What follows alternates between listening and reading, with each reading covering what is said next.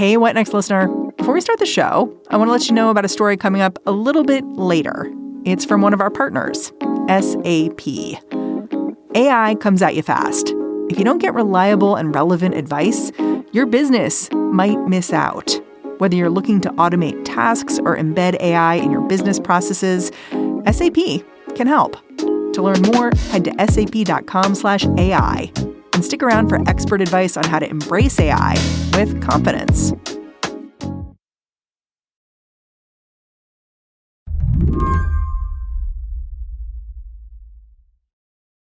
You want to hear a sad story? On Thursday night, I did not just watch the presidential debate. I had a debate-watching party.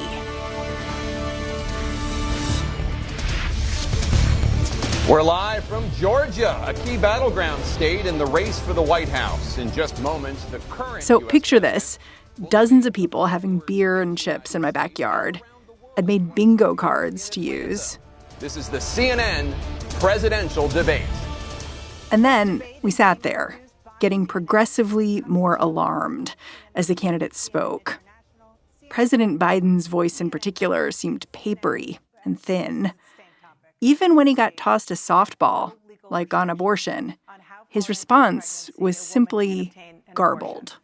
Do you support any legal limits on how late a woman should be able to terminate a pregnancy? I supported Roe v. Wade, which had 3 trimesters. The first time is between the woman and the doctor.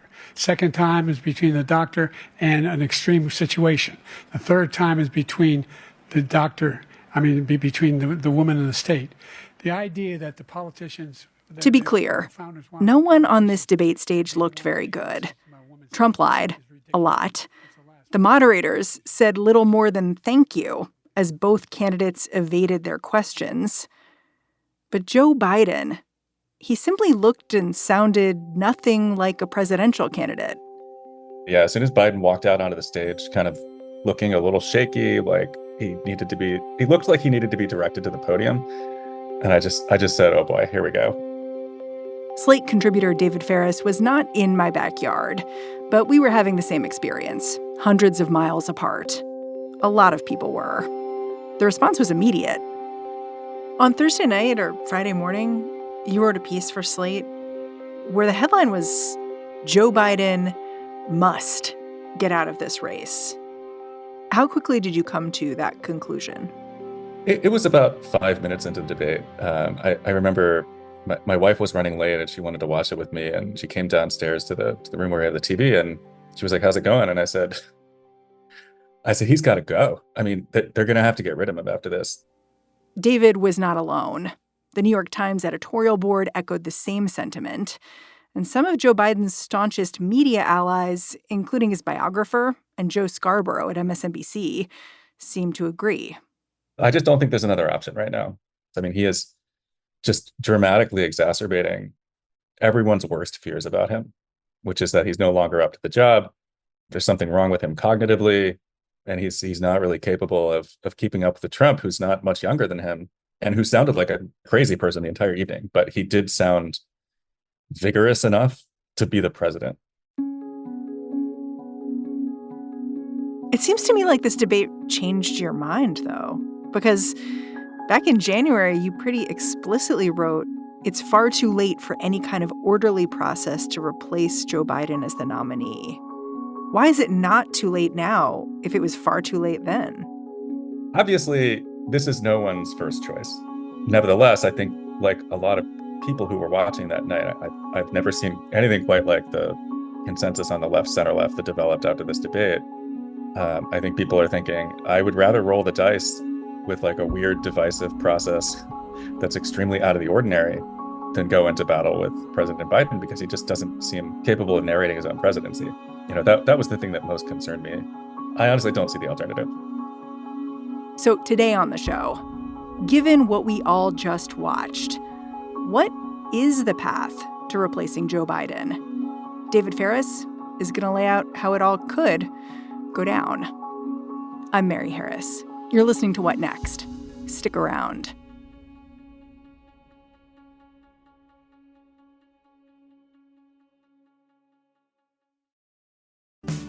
This podcast is brought to you by Progressive Insurance. Let's face it, sometimes multitasking can be overwhelming. Like when your favorite podcast is playing and the person next to you is talking and your car fan is blasting, all while you're trying to find the perfect parking spot. But then again, sometimes multitasking is easy, like quoting with Progressive Insurance. They do the hard work of comparing rates so you can find a great rate that works for you, even if it's not with them. Give their nifty comparison tool a try, and you might just find getting the rate and coverage you deserve is easy. All you need to do is visit Progressive's website to get a quote with all the coverages you want, like comprehensive and collision coverage or personal injury protection. Then you'll see Progressive's direct rate, and their tool will provide options from other companies, all lined up and ready to compare, so it's simple to choose the rate and coverages you like. Press play on comparing auto rates. Quote at Progressive.com to join the over 29 million drivers who trust Progressive. Progressive Casualty Insurance Company and Affiliates. Comparison rates not available in all states or situations. Prices vary based on how you buy. This show is brought to you by Discover. Have you heard about Doublenomics? It's okay if you haven't. It's extremely niche and practiced by Discover. Here's an example. Discover automatically doubles the cash back earned on your credit card at the end of your first year with Cashback Match. That means with Discover, you could turn $150 cash back into $300. It pays to Discover. See terms at discover.com/credit card. Let's set the stage a little bit here.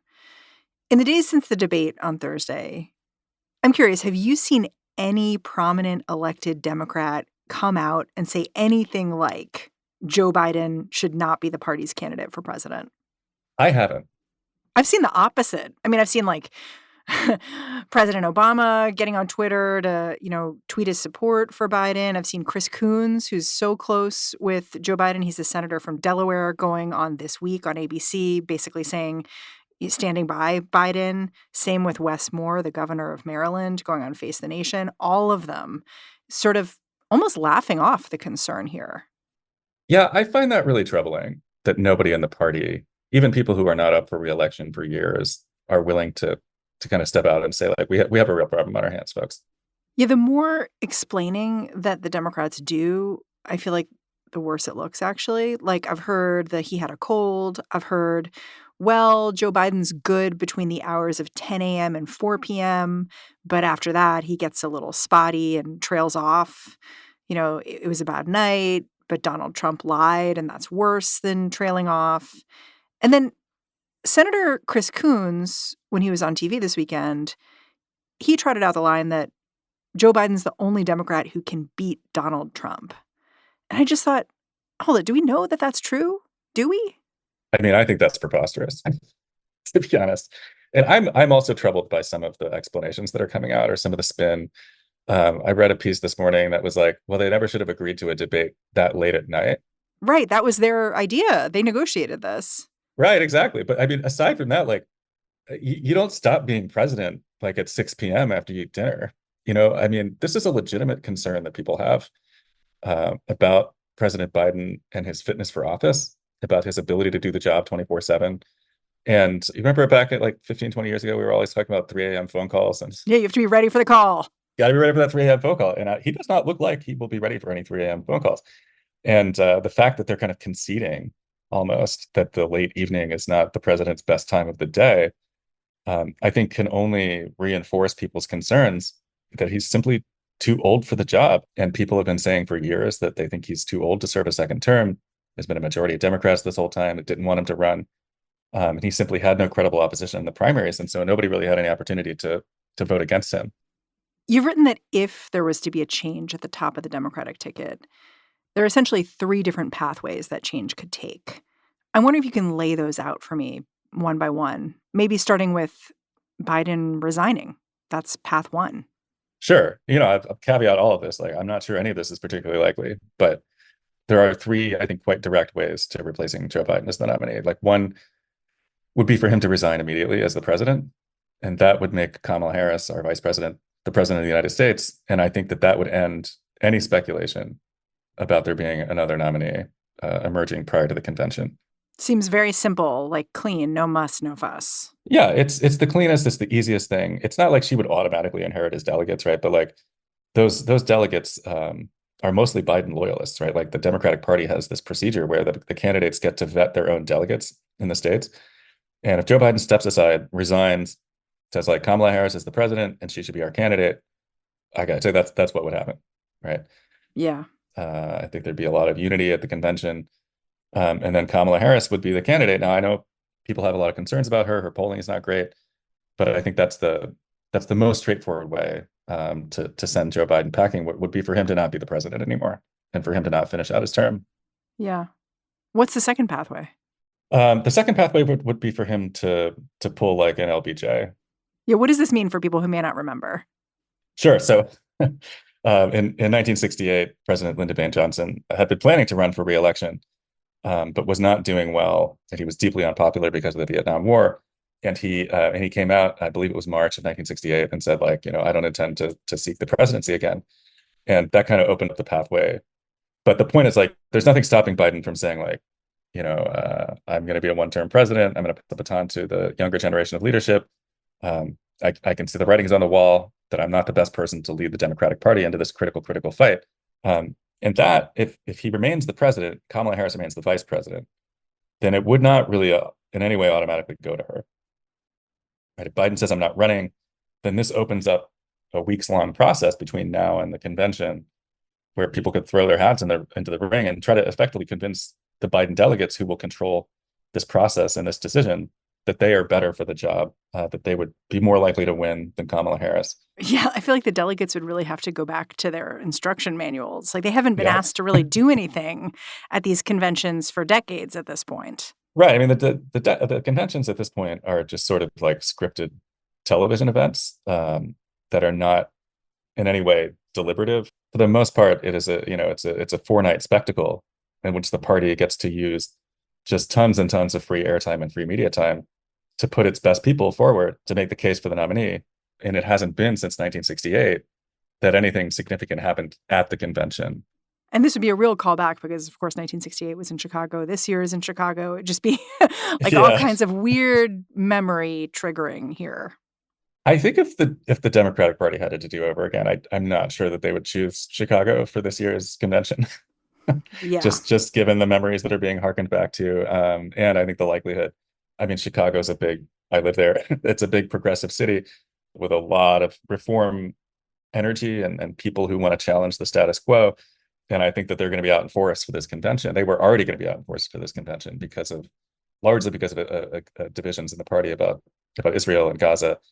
And now you have a situation where it's like the presumptive nominee kind of seems to have lost control of the narrative. You have like every media figure, every Democratic aligned media figure in the country virtually calling for him to step aside. And it's anybody's guess what's going to happen over the next month, but it's really not ideal to be heading into Chicago with this level of dissent already about the nominee.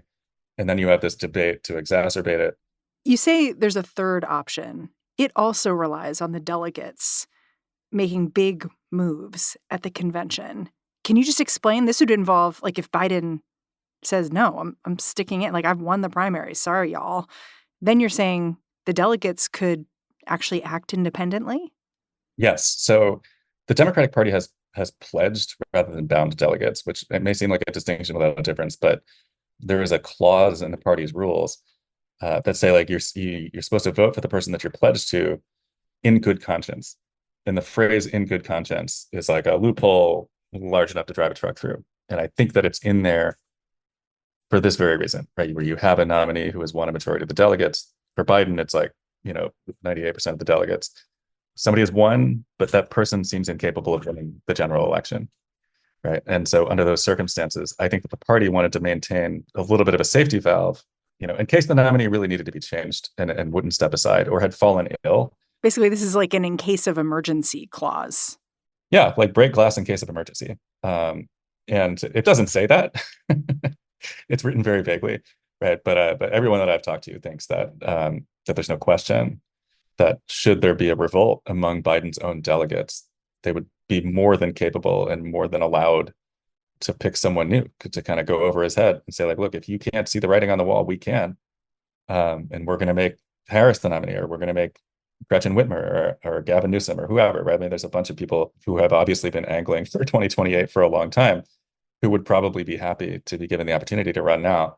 But that's a big ask, right? I mean, you're asking thousands of Biden loyalists to effectively turn their back on him months before the election. And I can't sit here and say that I think that that's likely, but we have weeks to go before they meet. And in my mind, if President Biden will not step aside, I think that there's going to be a fairly organized effort to lobby those delegates and to get them to change their minds. We'll be back after a quick break.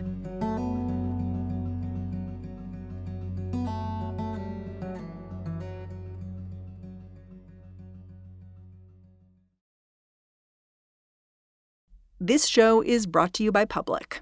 If you are looking for simple yet sophisticated investing, Public.com says click on over and check them out.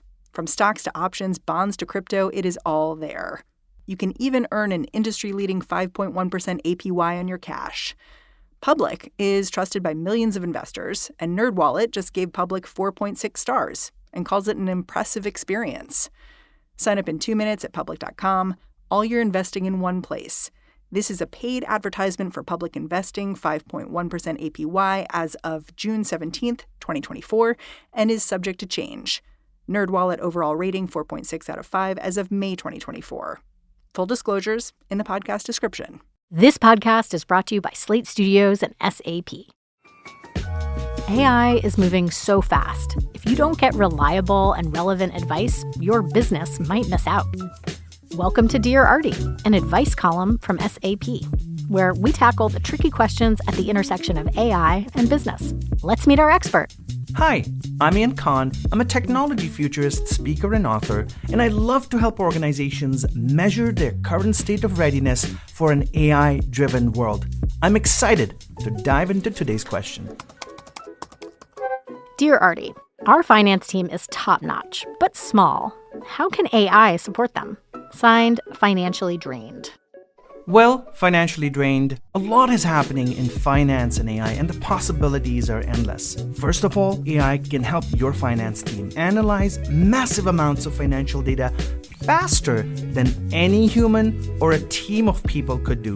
Second, it can help perform functions on data through algorithms. This can connect different systems together and really simplify decision-making for your finance team. And last but not least, AI can help reduce the time needed for data to provide insights so that your leaders can make faster decisions.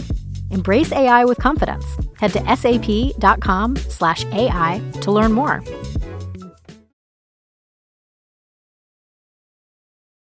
So let's talk about the people who are standing in the way of the idea of Joe Biden stepping aside. I mean, obviously, there's Joe Biden himself, who has a strong case of I've won the primary elections. I am the nominee. Like, everybody, please sit down now. But who is this close inner circle? Like, I've heard a lot of people talk about Jill Biden, his wife. Are there other people in his inner circle who would be giving him the feedback? Like, no, you should stay. You should stay. You know, what I've seen is like, it's Jill Biden. I had a friend text me and say, feels like the future of American democracy is in Jill Biden's hands right now. Huh, why? But, you know, she's the president's spouse, right? His partner. It's been with him for decades. And people listen to their partners. People are enormously influenced by it. There's some political science that shows there's only like 2 or 3 things that can really change your partisan affiliation. It's like getting divorced, moving, and then the person that you marry. If they have different politics, they can really influence you. And so Jill Biden is no question a major important inner circler here. If she were to come to the conclusion that he can't win and she needs to convince him of it, I think that would be really important. She does not seem to be coming to that conclusion. Like, on Friday after the debate, she appeared at an event with Joe Biden. She was in this dress that was plastered with the word vote. And to me, it was so reminiscent of Melania Trump when she had that jacket that said, "I really don't care, do you?" And I was just like, oh God, like when your first lady is wearing a messaging outfit, it's not great. It's not great. You know, how to get to Jill Biden, I couldn't tell you, but I think the names I've seen thrown around about people that could really influence him by coming to the same conclusion as the media are people like that he's been working closely with for years. You know, Chuck Schumer, the Senate Majority Leader, Nancy Pelosi, the former Speaker of the House, Hakeem Jeffries, who Jeffries actually did say something on Friday morning that left room for maneuver. Somebody asked him whether Biden should step aside, and he was like, "Look, I don't know. He's going to speak later this afternoon, and until he charts a path forward, I don't know what to tell you." and that was the moment where the Biden people kind of circled the wagons. Yeah, because I feel like afterwards, someone asked him the same question. He was like, "No, he should not drop out." Like it was like people were like, "No, we're not playing that. Nope." Right, exactly. So it's Schumer, Pelosi, Jeffries, Jill Biden, Barack Obama. Those I think are the most important voices within the Democratic Party, within his inner circle, that I think could change his mind. Right. If Nancy Pelosi were to go, like, "Come on, Joe, like fellow octogenarian to another, man, you got to go. Like you're going to take us to this catastrophic defeat. Like, do you want to be remembered like Ruth Bader Ginsburg is now?" The answer is no. Right. Like, please, before it is too late, get out of the way. And I just don't see that right now. And unfortunately, there's not another debate until it's going to be too late to use even this process to change the nominee. I do think a lot of this conversation has been about feelings, like you and I watching the debate, having feelings. And I do think it's important to put some numbers behind those feelings. Like CBS this morning, they'd done some new polling. And I do think it's important to underline what they found, which is like 3/4 of all registered voters now say Biden shouldn't be running. It's a lot of people. And nearly half of Democrats say he should not remain the nominee. It's a lot of people. And in spite of that, I think you and I both agree that the most likely outcome here is that the Biden campaign simply shuts this down. Is that fair? I think that's fair. Yeah. I mean, I think it's a really unfortunate position to be in, to have 3/4 of the electorate not want your candidate to be president. That's not where you want to be. And yet I would love to see there a role for the political party. We have very weak political parties in America. Right? We have parties that at this point just defer to the judgment of the primary voters without much pushback whatsoever. And here you have a case where, like, yes, the primary voters have made their verdict. Joe Biden is by all rights the nominee. And everybody can see that we are headed towards an iceberg. And it is not clear whether we can steer the ship away from it or not. Like, maybe we can, right? I mean, the head-to-head polling that I've seen hasn't changed that much, right? But when you ask people about their reaction to the debate, it is grim. I feel like there's a lot of concern from people in the party and Joe Biden supporters about, like, listen, we need Joe Biden to stay in because, like, he's proven himself against Trump, basically.